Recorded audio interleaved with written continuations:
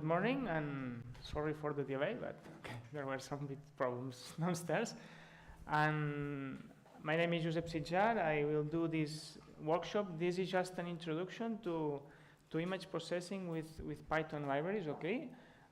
So it's, as the name says, it's an introduction to the main concepts of how to work with remote sensing images. Before I ask how much of you know about remote sensing, have been working with images? Yeah? Oh. So for the rest, I have prepared just a brief introduction to the main concepts of image processing, okay? And here, for the new ones, also you have the GitHub repository. We are going to work with a Jupyter notebook, okay? All the code is in this Jupyter, and also here you'll find a data set is for starting. There are just 2 shape files from an area of study, and also for samples, which will be used to create an image classification using machine learning algorithms. Okay, so here you find all the information, and well, I just prepared a brief introduction towards remote sensing. Basically, it's the way we get information from sensors on board satellites, okay, and use several kinds of satellites. But on this workshop, we are going to work with Earth observation sensors, basically with I go quick in that steps, but we are going to work with Landsat and Sentinel images, which are 2 providers of images. These images are free, so for this kind of workshops and also for many kind of studies are very useful to perform some analysis and some interesting analysis.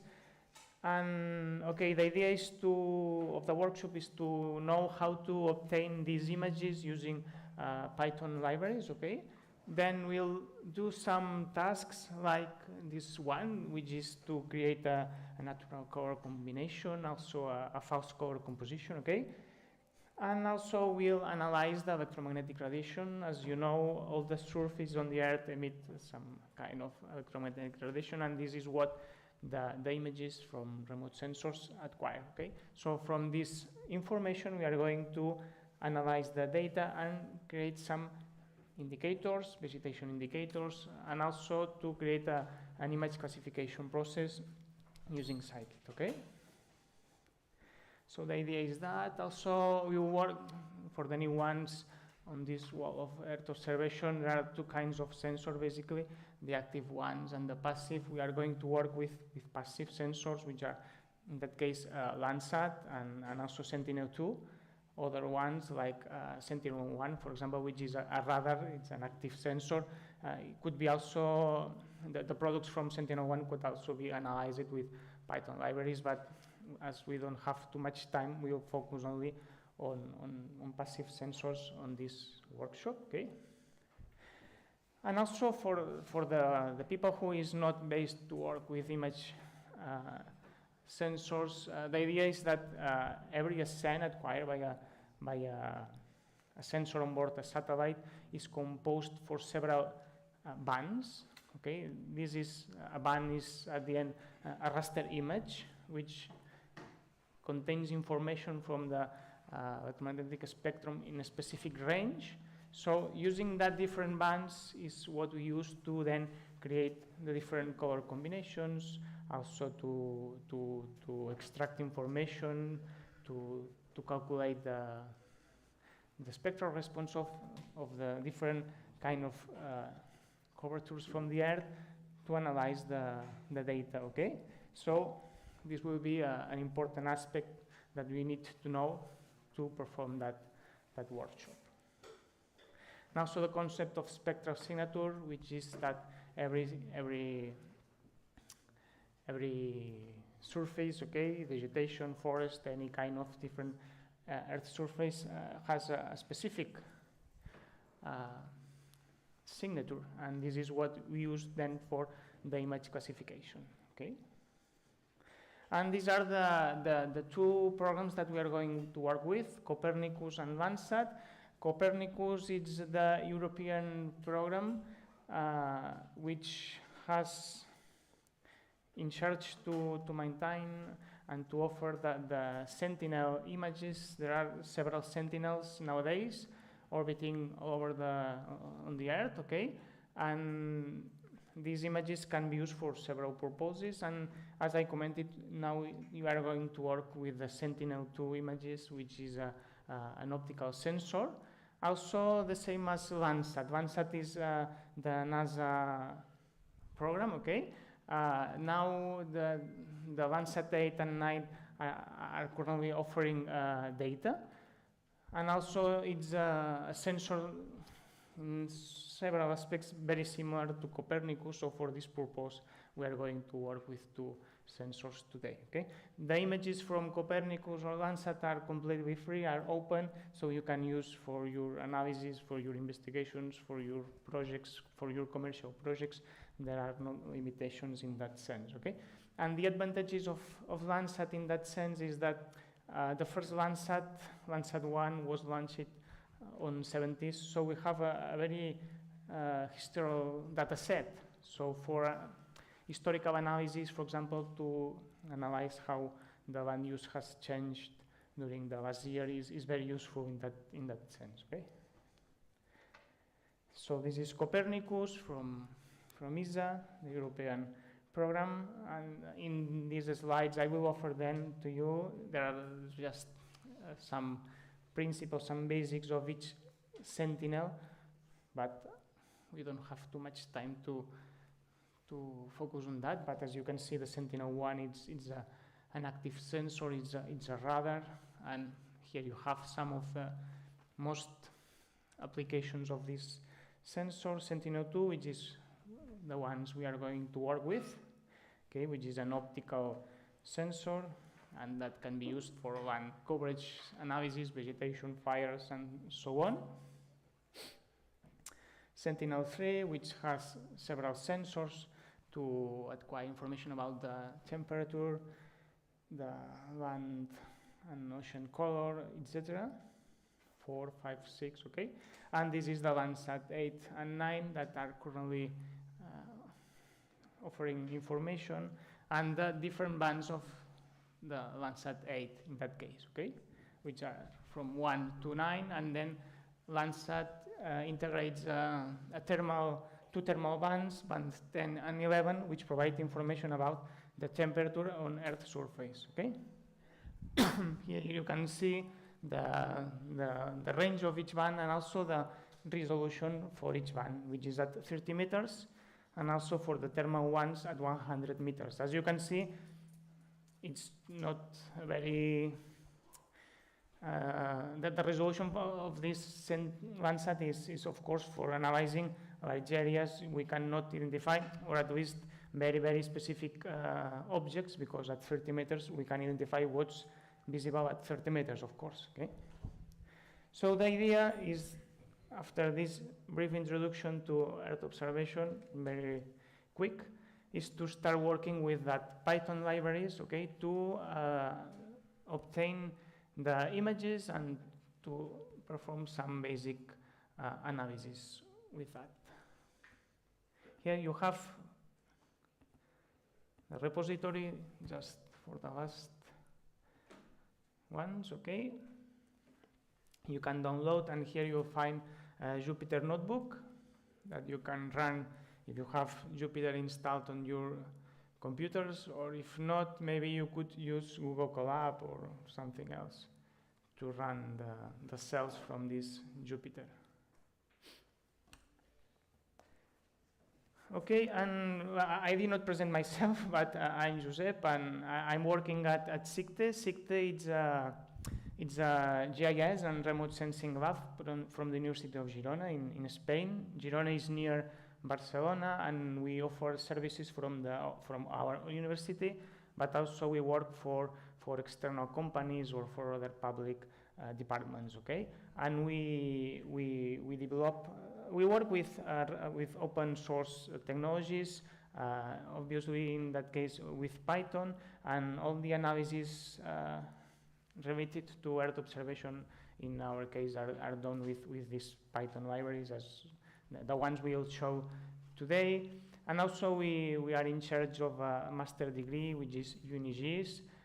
Last year I was here to present the subject of Earth observation from this master, and in that sense today we are going to do some of the things we do on that master, and also are the same or similar things that we do on our day-to-day job when we work with remote sensing images, okay? So the idea, if you could run the Jupyter notebook, here you have all the documentation. So I'll start with that. As you can see, well,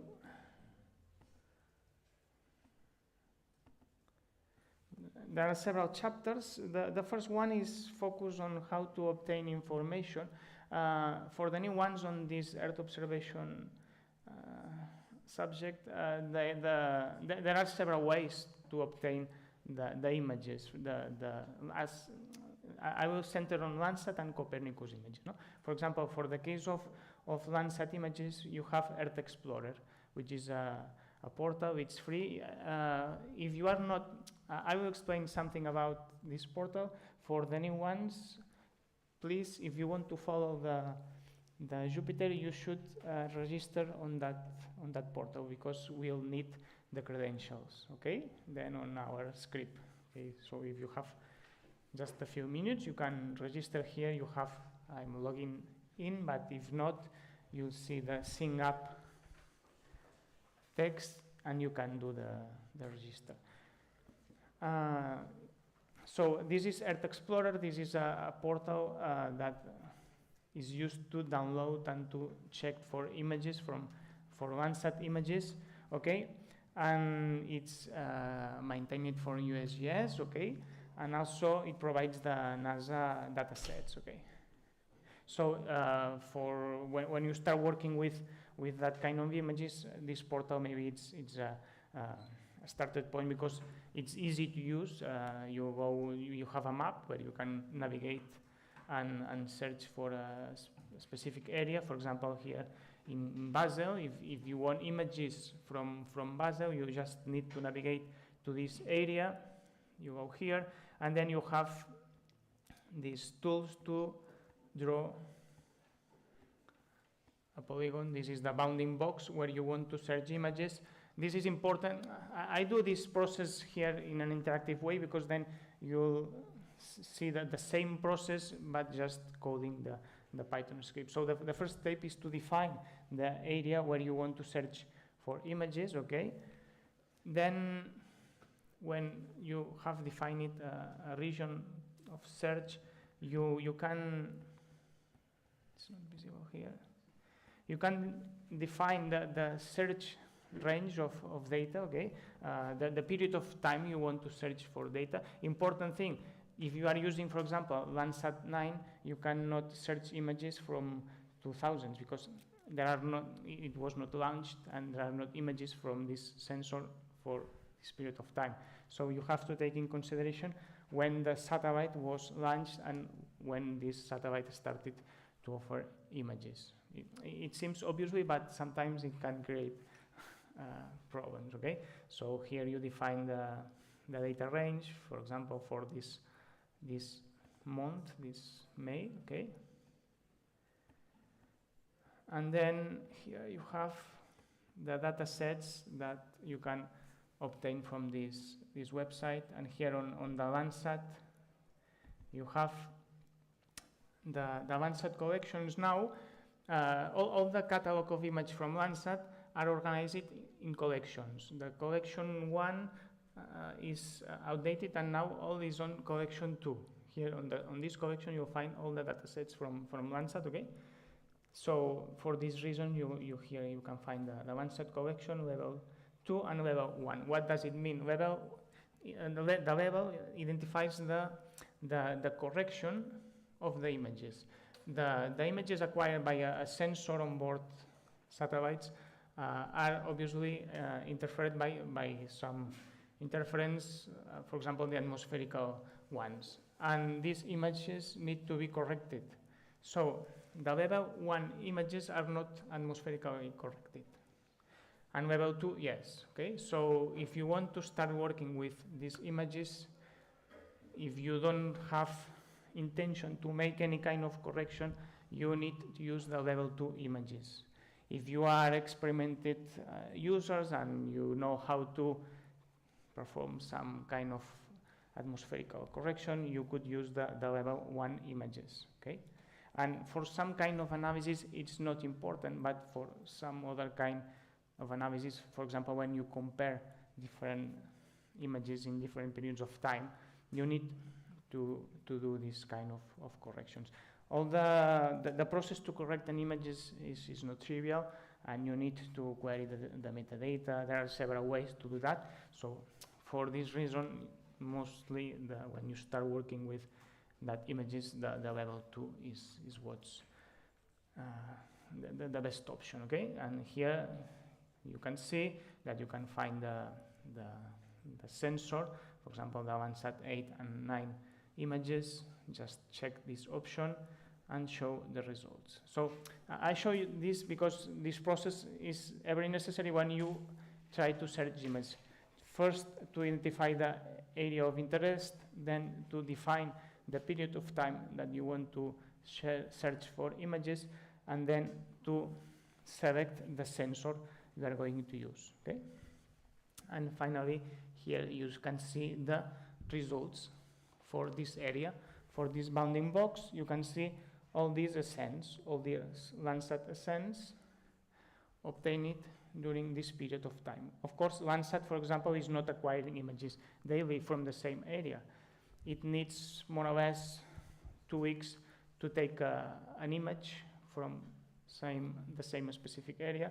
So we have maybe 2-3 images per month from the same area. Okay.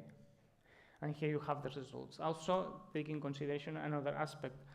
Most or sometimes the images are covered by clouds, and there are some techniques to but in fact, when there is a cloud, it's not possible to identify what's behind. Okay, so sense covered by loads and loads of clouds must be most of the time discarded from study. Okay, so this is the interactive process to search for an image, and here is the process to do that using Python libraries. In that case, we are going to use the landsatxplore library. Okay, you can see the landsatxplore. This is a Python library, and this is useful to search and also to download Landsat images. To use that library, you just need the credentials are necessary. The credentials from Earth Explorer, okay, are necessary to obtain that images. And as you can see, using that library, the data sets available are these ones, okay, from Landsat 5 to Landsat 9, and the different collections, level 1 and level 2, okay. So using that library here, you can find the necessary steps to search for images. First of all, of course, is to install the library. Pip install landsatxplore. So if you can run this cell, you install the Python library. And here I installed .temp, okay, but because you need the credentials to access to the Earth Explorer API, okay? So I installed .temp because I created an M file with my credentials. If you don't want to do that step, you just follow this cell, okay? And here, not to use the .temp, but just type your credentials, the ones you provided here when you registered a few minutes ago to this site, okay? Did you do could you do the register? Yes, so with your username and password, now you can first here import these libraries. Okay, the main one is of course the landsatxplore. Okay, and here this is the Python code. What's interesting, in fact, to log in to Earth Explorer, okay, and search for a single ascent or for a ascent. Sorry.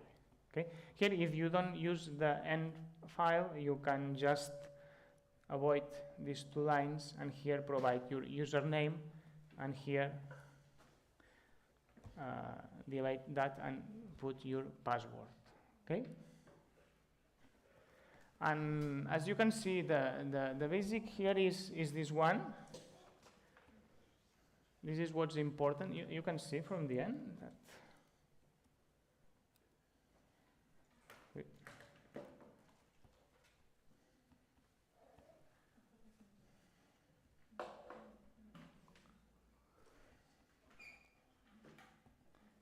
here you can see we provide, first of all, the data set. Okay, that's the important.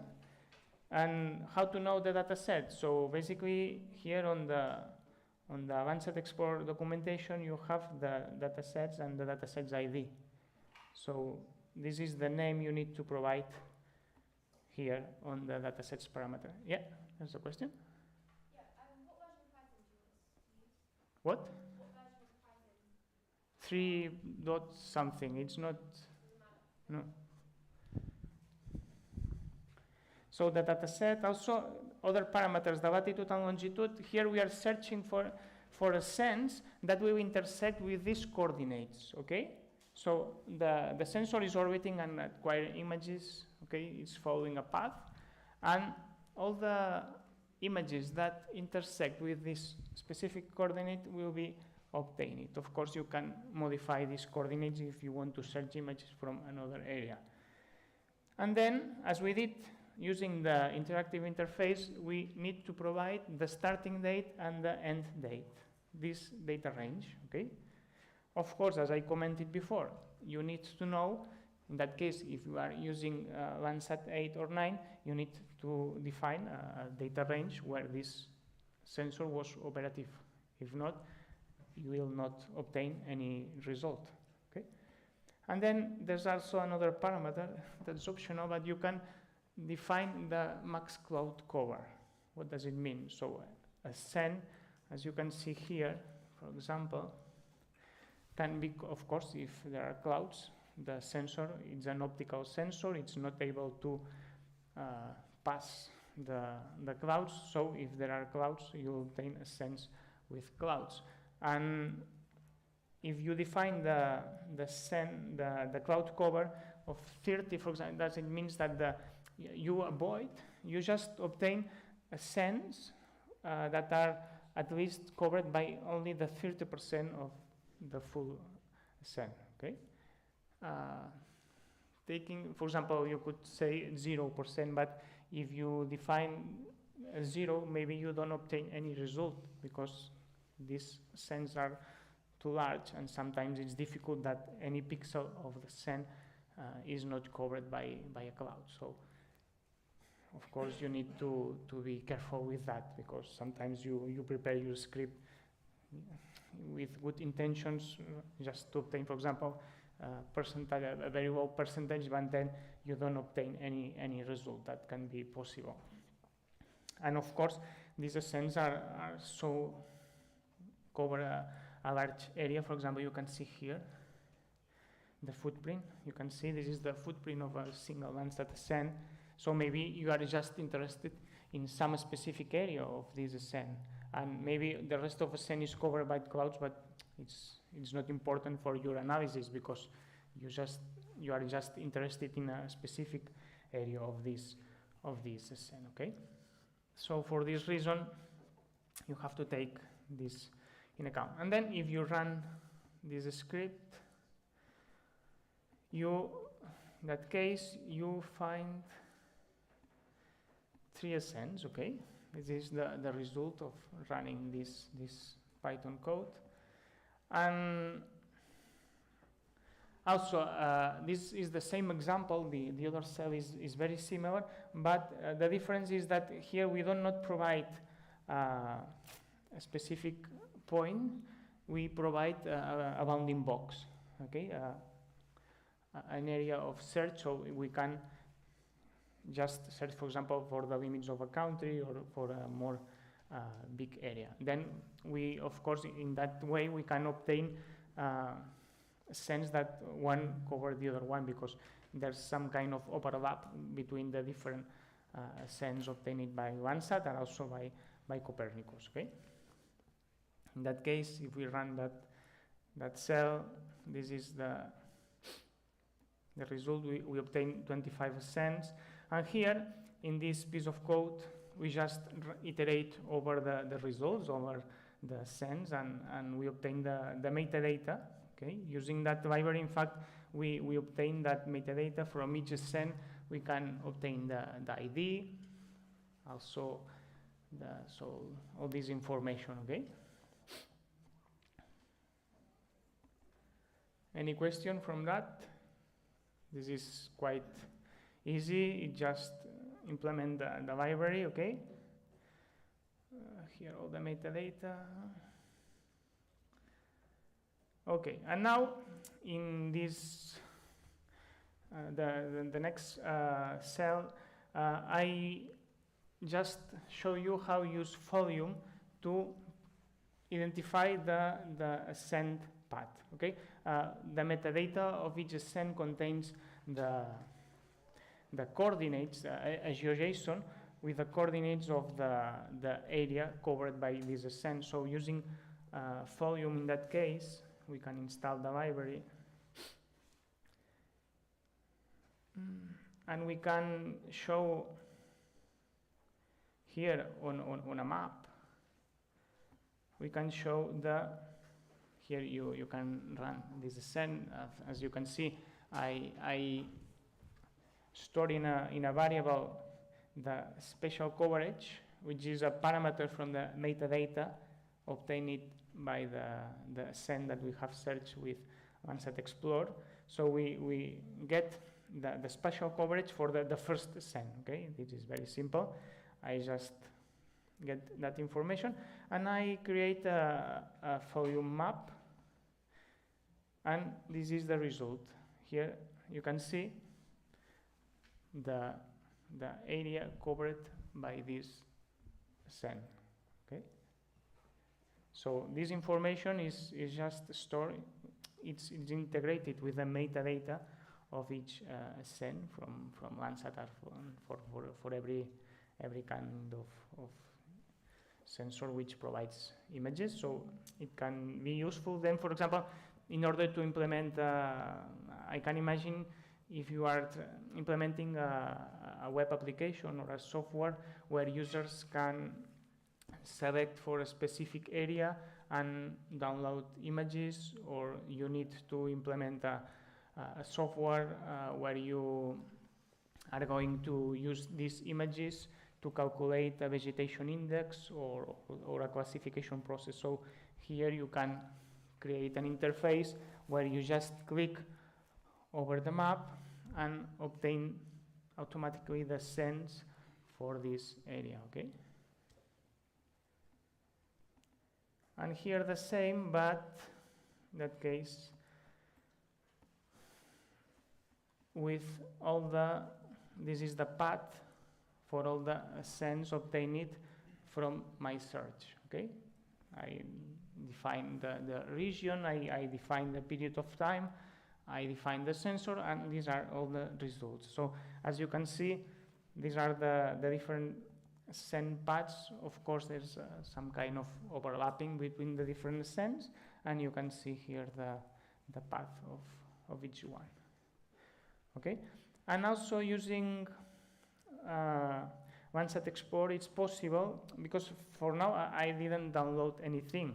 I just make a query to earthaccess or to the API and obtain the metadata, the results for the different sends that check my query. But if you want to download the image on your local computers, you could run that code, okay? Using the earthxplore interface, and here you can download the data on this directory, or you can change the directory. I commented this code because a single Landsat ascent is more or less about 1 gigabyte, okay? So if you start downloading ascents here, you can, maybe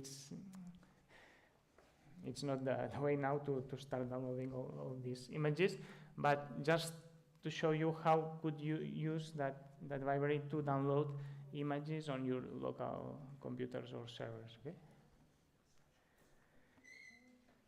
So this is landsatxplore. This is now earthaccess, which is another Python library that can be used to search for images. This is from NASA also, and this offers lots of different data.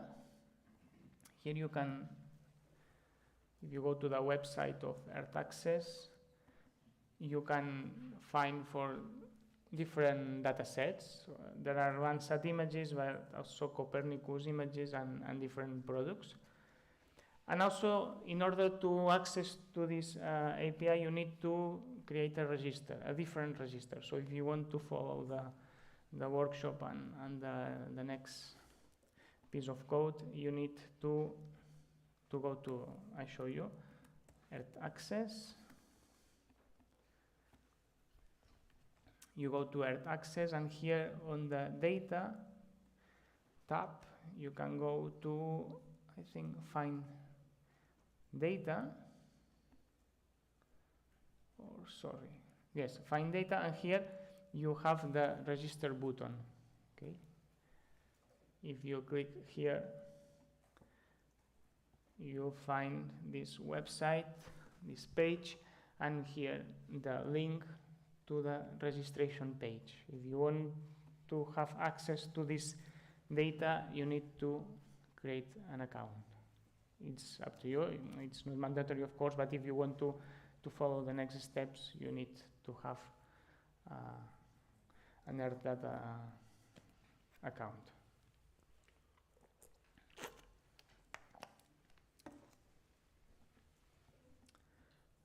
Okay, I give you some minutes if you want to register here.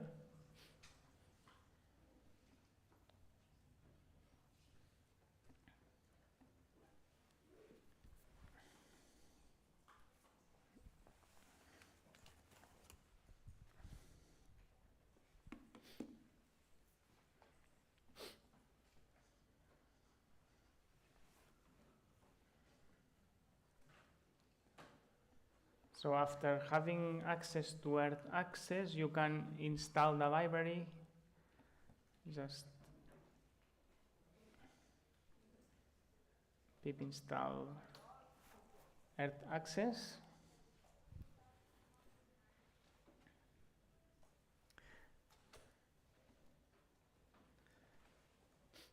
Okay, and here just if you follow the documentation from earthaccess, you know how to obtain data from this using that library. And basically here we import the library and we authenticate using earthaccess login, and then we create the query. Okay,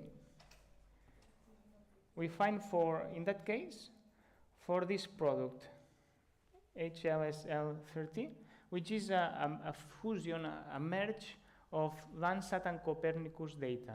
Okay, these two products, Landsat from NASA, Copernicus from the European project, and in that case from Sentinel's images. So this product is a fusion of both images. And that's very interesting because we have so the Landsat and Copernicus, in special Landsat 2, are synchronized. So for the same specific area, more or less, you have one image per week from Sentinel and one from Copernicus. And and Landsat. Okay, so using that product, you can have more than 2 images, or at least 2 images per week from the same area, depending on the latitude, of course. But this is 1 image or 2 from the same area at 30 meters resolution. So it's very interesting.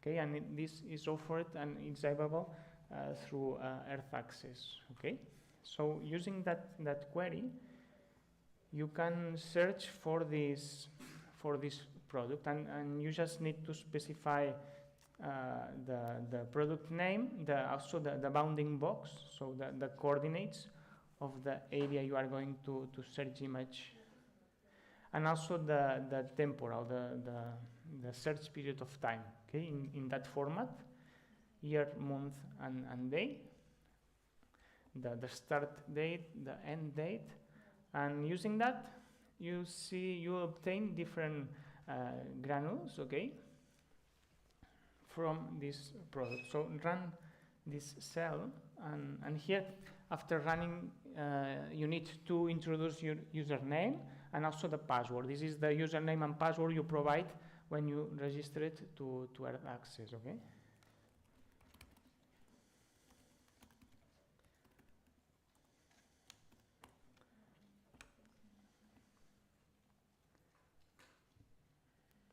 And if all is okay and you have provided your credentials, you obtain these results. You see on the Jupyter notebook the different granules that are coincident with your search parameters. If you modify, for example, you provided another search area or another period of time, you can try it at your own.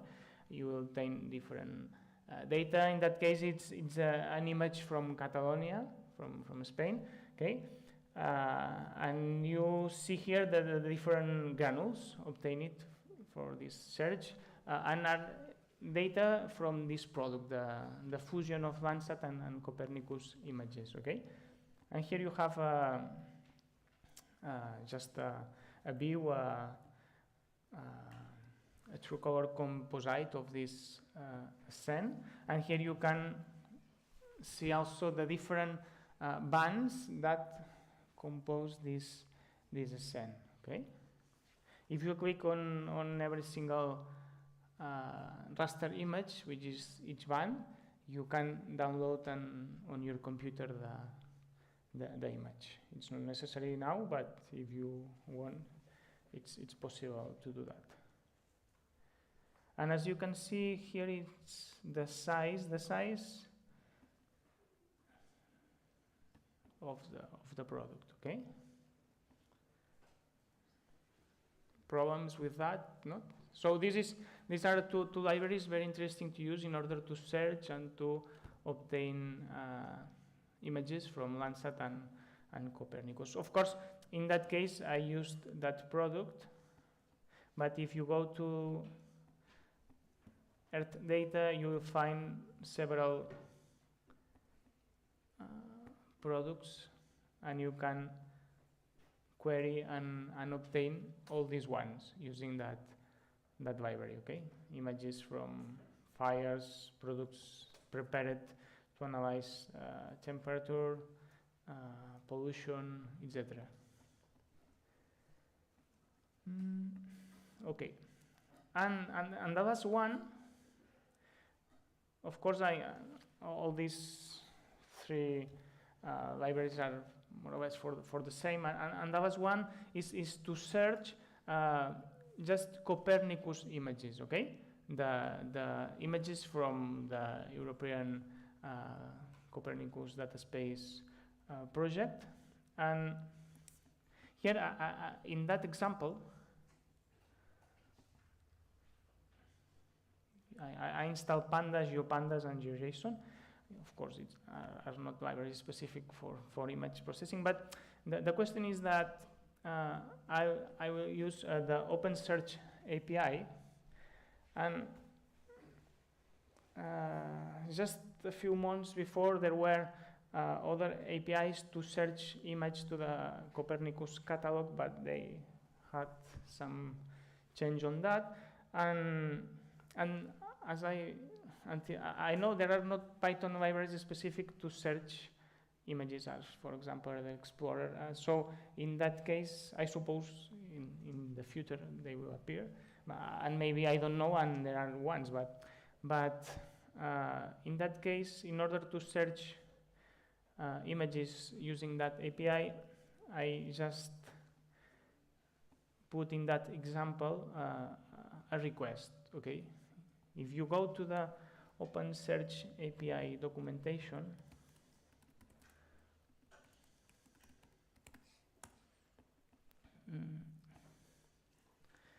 this is the website. Okay, you find the different APIs that can be used to query data for the Copernicus datasets. And here you can find, for example, the OpenSearch. There are others, like for example, OpenEO, Sentinel Hub. Also, you can use, I think,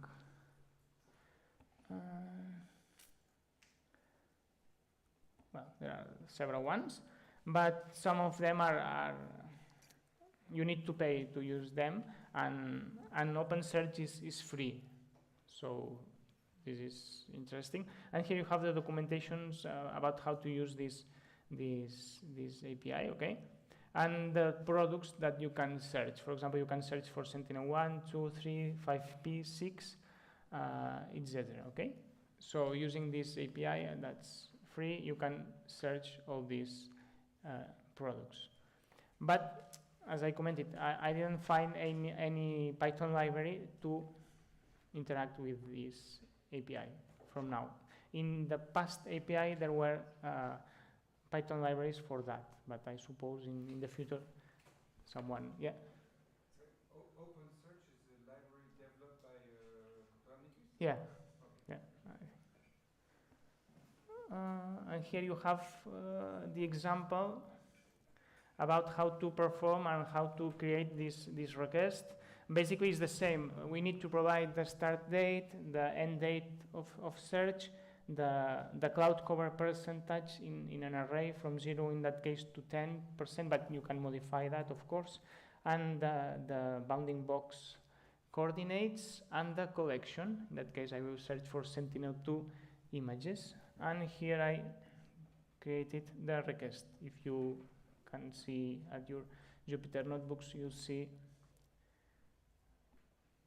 the parameters in order to request for the images, okay?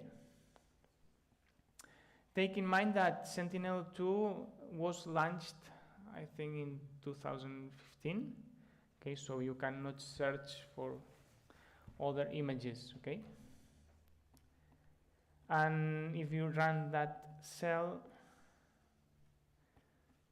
as you can see, it's open. This API is open, so you don't need to provide any credentials, okay? And you see these results the same. In that case, I print on the notebook the metadata from this search, okay? So in that way, you can see also the polygon coordinates for each scene. I just put here you some examples. Of course, you could show many other information, but just I show you how to show different information, as for example the title, the geometry of the scene, and the ID, the identification of each scene, okay? And that's all. And here, interesting, with the results, you could, for example, add some parameters, for example, to filter by the cloud cover, or just to order the results according to the start date, okay? So in that way, for example, you can order the results and just select the image with the best cloud coverage, okay?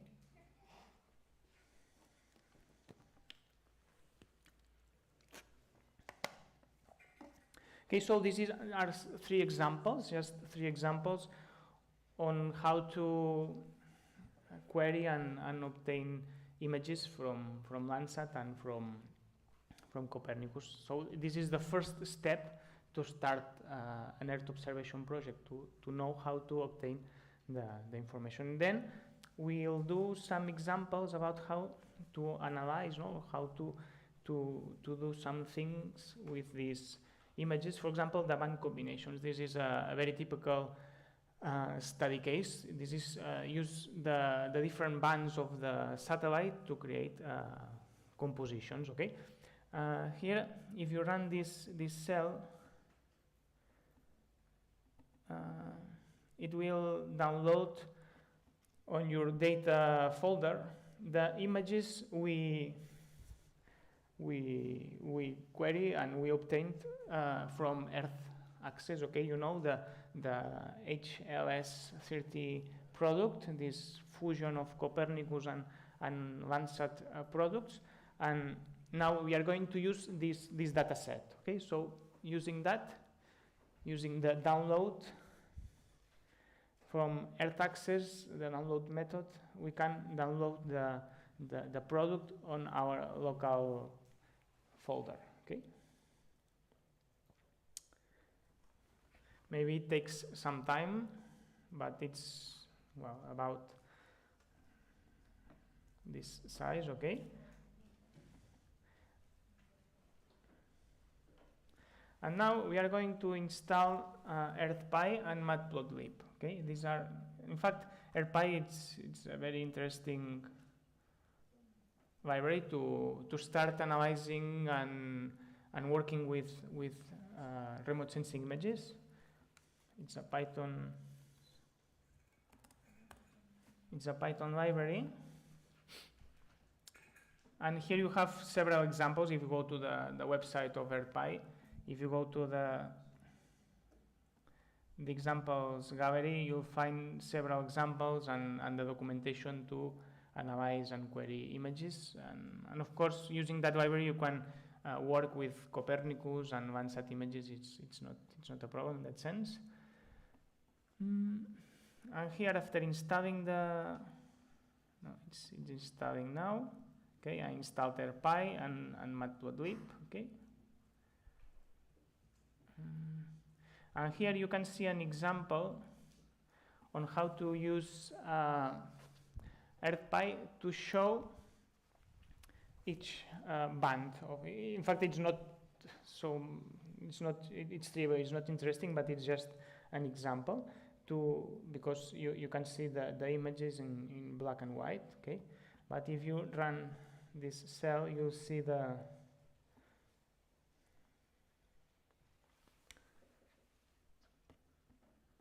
what's the problem?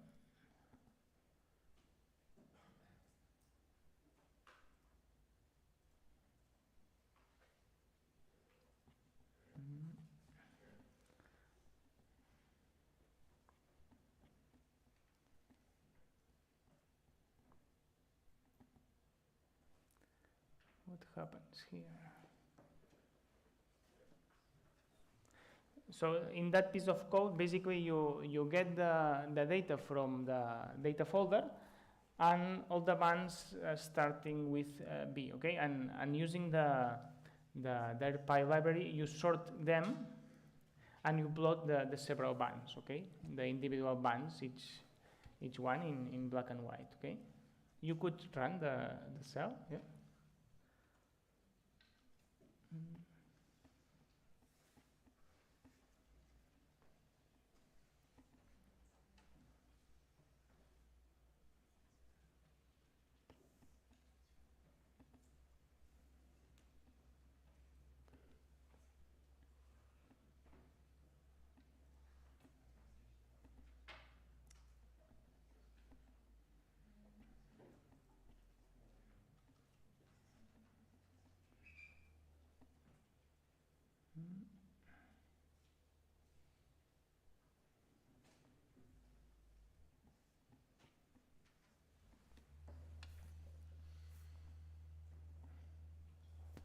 I don't know what happens in both, but if it works. There are no TIFF images in the repository, in the Git repository. No, but because we downloaded,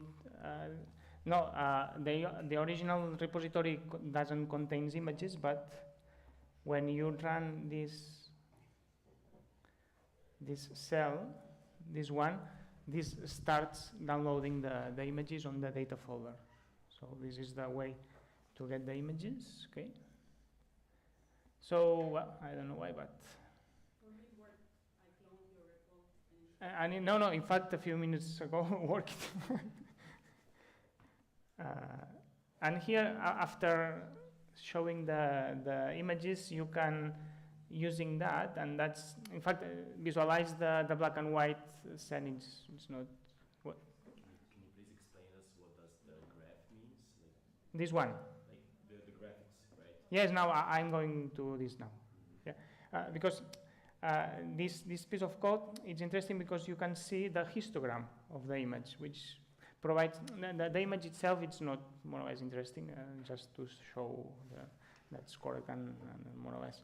But to start interpreting the image, each several band, it's interesting to show the histogram, how the pixels are distributed. Okay, so using earthpy and using that histogram method, you can show for each band, okay, these plots, okay. So it is showing the number of. Yes, this for each band 4, 5, 6, 7, 8. For each band of this product, you can see the distribution of pixels and the values of pixels. And interpreting that, you can see, for example, it's more than that, but you could, for example, determine that this scene is covered by, I don't know, for many pixels, it's covered by water, or it has some kind of interesting information that you can visualize using and interpreting the histograms. Of course, you need to know, you need to dive into the product information. You need to know the study area. You need to know some remote sensing principles, no, to interpret that information. But of course, it's very easy using that library to create the histogram for each band. Okay, and now here, after doing that, we can create a composite. So each separate band of Copernicus or Landsat or of this product is in black and white. If you see that using a GIS software or just showing that using matplotlib, they will be in black and white more or less. But you can combine the different bands in the red-green channel and create compositions, okay? And for example, this code is to create true color composition, which is how we could see the Earth from the space, okay, with our eyes. And just for example, to generate true color images, you can use that. Basically, the interesting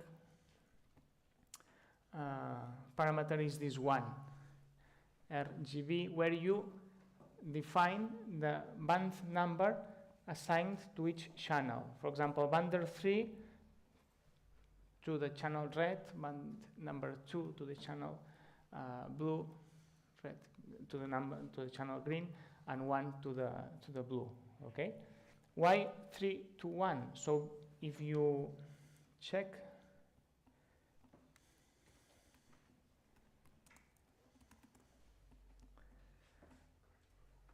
the documentation of this product, here you go to layer variables, yeah, and you can see here the different bands, okay, and the designation for each band. So you can see the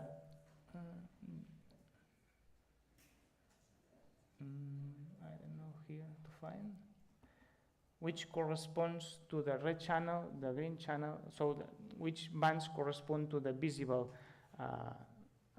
range, okay? And using that information, we can then realize that true color composition, which is the one you can see here, okay? And as you can see, there are some clouds because this scene was covered some clouds. And also using different bands and combining them in a different way, just modifying these values here. Everything that's not a true color composite is a false color composite. And playing with that, of course, you need to show the documentation, how it can be done, okay? But you can modify these parameters and create a false color composite. Why it's interesting to work with this kind of composite? So, because it's sometimes, or more or less, it provides useful information. For example, to analyze the vegetation, to know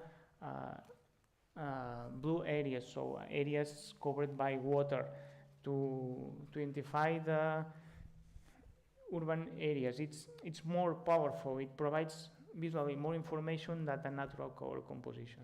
Okay, so to realize or to analyze the data and to create to interpret the information, playing with these different color compositions, it's very interesting. And using earthpy, as you can see, it's very easy. You just need to modify these parameters, the band numbers, and create different compositions. And after doing that, I provide you here with an example using, we need to install Rasterio, and it's just an example to show you how, for example, to create a mask over the clouds. Okay, most of the scenes will have presence of clouds, and in order to deal with them, for example, we can create a mask over each pixel that is covered by a cloud. And here you can see, in that case, we are using this band, the F mask. It's a quality band integrated with the product, with the HLS30 product. And if you query the documentation, you see that this band, for example, contains a pixel value that corresponds to clouds. Okay, so it provides us with this information. So basically, using that, we can import this band. If you go to the data folder, you'll see that when we downloaded the product, we have this band here, this one. Okay, so it's integrated with the rest of the bands of the scene. And if you show you can query the documentation at your home now, but there's a pixel value with this one that indicates the presence of clouds. So using that value, we could apply a mask to all the pixels of the images covered by clouds. Okay, so then after applying that mask, all the future analysis over this scene, or for a single scene, maybe it's not interesting, but if you create a large series of scenes and a composition, so you can, for example, avoid analysis or calculus over these pixels of the image covered by clouds. So you can save time of computation just applying a mask like that. Okay, and this is thanks to that layer that provides information with these pixels values. And if, for example, you want to mask color, this is just an example, but if you want to mask other pixel values, you can add them here on this array. Okay, and this will be for you to apply the mask.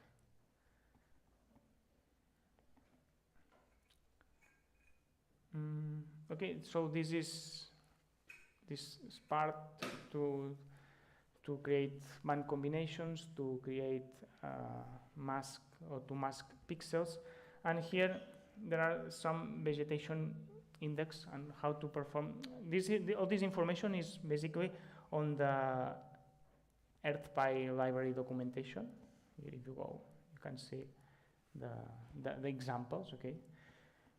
And here there's an example about on how to calculate an index. An index it's not more than a ratio of bands, okay? Normally goes from -1 to 1 and indicates, for example, the most common index for vegetation is the NDVI, okay, which provides information about the vegetation state. Values lower than 0 indicate that normally there is no presence of vegetation or that the vegetation is not in good state, okay? And values higher than 1 may indicate that there's vegetation and maybe that's in a good state. So using an index like that, we can create a map like this one, okay, with pixels values between this range, -1 to 1. So if you just run this cell, you'll basically, as you can see, I am using earthpy and the normalized difference method, and we just need to provide the 2 bands that are going to be used to calculate this index. The internet is full of documentation of how to calculate the NDVI. Here you have the example using the near infrared and the red band. Okay, so you need to take in consideration, for example, for Sentinel-2 or for Landsat 8 or 9, which bands correspond to near infrared and red. You have the documentation of, for example, the ones I provided for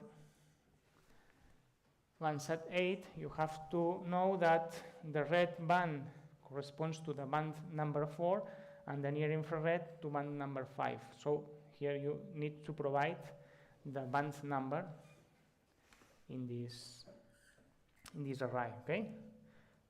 So from the stack we created before, we need to indicate which band to corresponds to near infrared, which one to red, and then calculate the normalized difference index. And then here we apply a color palette, but you could apply, this is maybe the typical one that's used to represent NDVI, but you could use other palettes, okay? And NDVI is one index. Here you can see the result. You can see the green areas, the areas covered by urban areas, the water, etc. Okay, but you could apply other indexes. Here I show.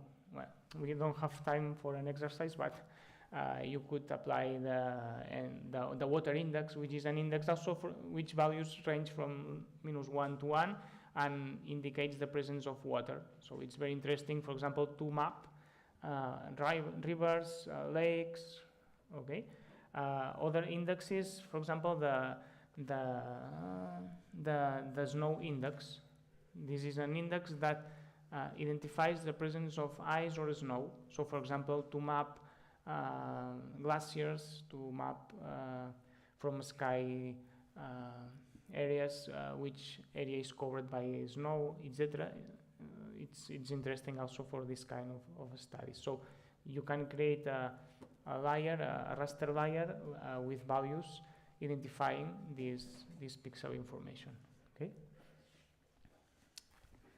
And just to apply these indexes, the idea is to show try to find the documentation how the water index is calculated. You will find the bands which interact with that index, and then modify in this script the number of bands for each to calculate the index. Okay.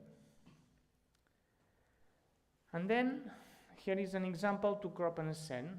Until now we've been working with the full SN, okay, so maybe sometimes we need to just work with a small area. For example, if you are analyzing just a specific city or I don't know, you need to work with just a few pixels of, not a few, but not all the pixels of the images. And if you analyze large series of images, then in order to also to improve the computation time, it's necessary to delete the pixels that maybe are not interesting. So it's in that case, it's mandatory to crop the scene just for the specific area. And this is the example about how can be earthpy be used to crop the scene. In that case, I am using a chef file. This was provided on the GitHub repository. Valles is a village from Catalonia in Spain. Okay, so but of course you can modify that and provide another chef file. And what's just in that case, it's just important to know that the reference, the projection of this chef file must be the same of the ones from the image. Okay, so you need to, if it's necessary, to reproject the chef file and then crop the pixels of the image based on these boundaries. Okay, and this is what's done on that cells. Basically, we read with GeoPandas the chef file and we crop the study area. Sometimes in that case, imagine that we just need a piece of pixels from our full image. But sometimes, for example, it will be necessary to, maybe our study area will be covered by contiguous ascents. So first, maybe it's necessary to merge the bands from this area, and then to crop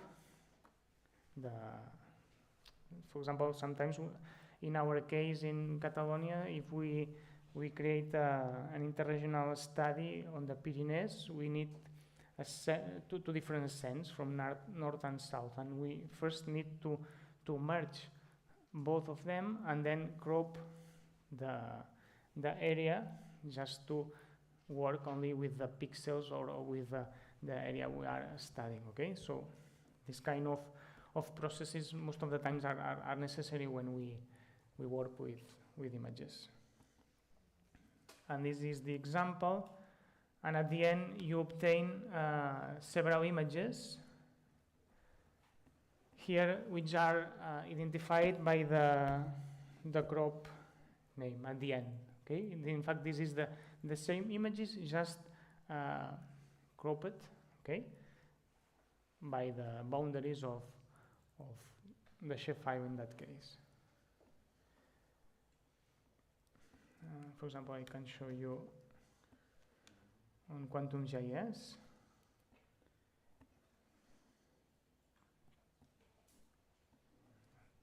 This one.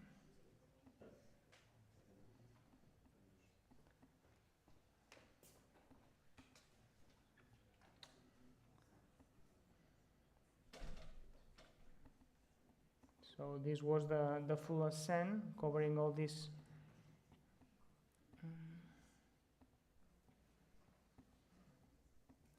Covering all this area, and this is the cropped one, just with the bounding box of the area of this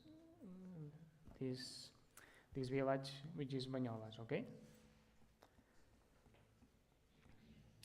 And I don't know, we are on time because it was just, we was have half an hour on the first time, but this is the end. Okay, you can see on this Jupyter notebook the main concepts to start working with images. The first step was to obtain the images, then to analyze, to crop, to make a mask. And the last step, we don't have time for that, but you have all the documentation and you have the notebook. This is how to perform a classification, a supervised classification analysis using this scikit-learn Python library, which implements machine learning algorithms. Okay, and in that case, if you run the cells, basically, It's just to classify the image, so to convert the radiance and reflectance values of the original image into other categories. In that case, if you see the script, first of all, of course, I installed the necessary libraries. I installed Rasterio, GeoPandas, matplotlib, but the interesting one is scikit-learn, okay, this Python library. And then, basically from a samples data set, which is a shapefile that's on, in that case, it's very similar because the idea was to make something simple to start. There are several categories: water, vegetation, crops, and urban. Of course, then you can modify that and increase the number of categories, but the idea was to make something simple. And on that samples data set, there are, this is a shapefile of points. I can...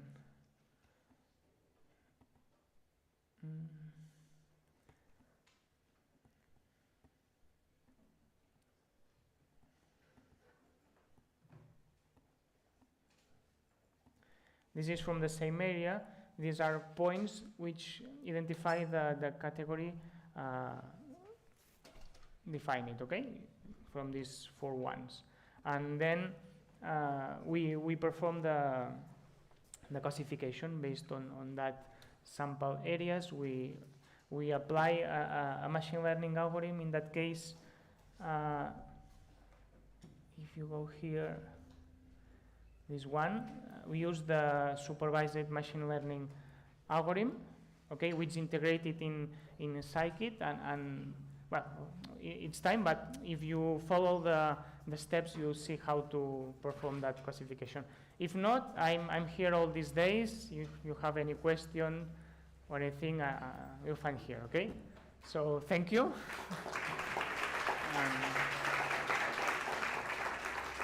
And see you. And if you have questions, you can